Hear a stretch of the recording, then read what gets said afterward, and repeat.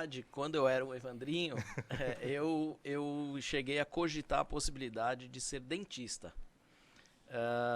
Aí a minha mãe, aos 16 anos, me sugeriu fazer um intercâmbio nos Estados Unidos, que era um sonho dela, que infelizmente ela não pôde fazer e que ela realizou através dos filhos, porque fui eu e depois foram meus outros 3 irmãos também. Show.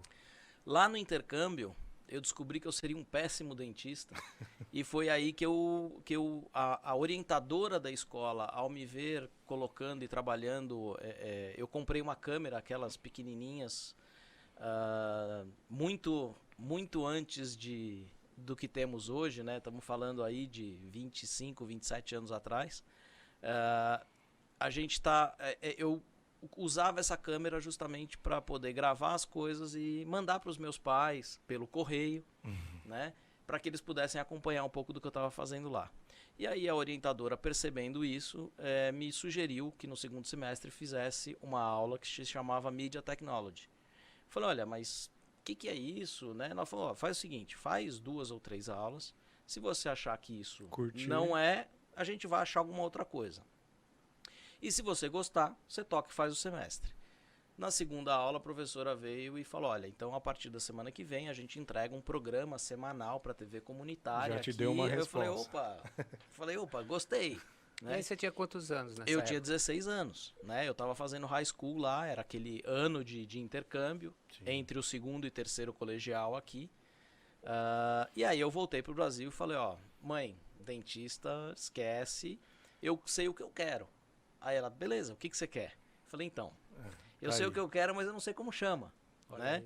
Então, assim, eu sei que não é jornalismo e eu sei que não é publicidade. Eu falei, deve ter alguma coisa aí no meio. E como descobrir isso, né? Porque... E aí, então, foi que eu fui até o CIE, aquele Centro de Integração Empresa-Escola. Cheguei lá, recebi uma pasta que devia ter, sei lá, 600 páginas com todas as profissões em ordem alfabética, até que eu achei a faculdade de rádio e televisão.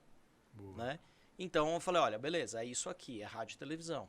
E aí lá mesmo eles nos orientaram, fui visitar a TV Cultura, depois minha mãe conhecia uma pessoa no SBT, fui visitar o SBT, e ali eu comecei a perceber que eu falei, pô, é isso mesmo. Né? Então fui, prestei vestibular, entrei na faculdade, e aí comecei a trabalhar na área, mas sempre com um objetivo. Né? Quando eu descobri o que eu queria, eu coloquei na minha cabeça, primeiro, eu quero trabalhar com esporte. E segundo, eu quero estar presente, não sei o que eu vou fazer, mas eu quero estar presente em uma Copa do Mundo e em uma Olimpíada. Arrojado, hein, cara? Então, foi esse o meu começo e o meu objetivo. Interessante, né? Porque é uma determinação logo cedo, né? De já identificar, assim, eu gosto, eu quero e almejando algo bem longe ainda, né? Sim, porque, sim. Não, olha, imagina naquela época. Não, é fantástico. E o CIE te ajudou, porque é ali que, de certa forma, te encaminhou. Com certeza. Né? Que interessante também. Foi ali que eu descobri que, naquela época, nós estamos falando de 93, né? Naquela época, essa profissão de rádio e televisão, a faculdade de rádio e televisão, ela não tinha o tamanho que ela tem hoje. Eram pouquíssimas as faculdades que ofereciam esse curso. Sim. Né? Então tem mais essa ainda, não era todo lugar que se achava. Então foi por isso.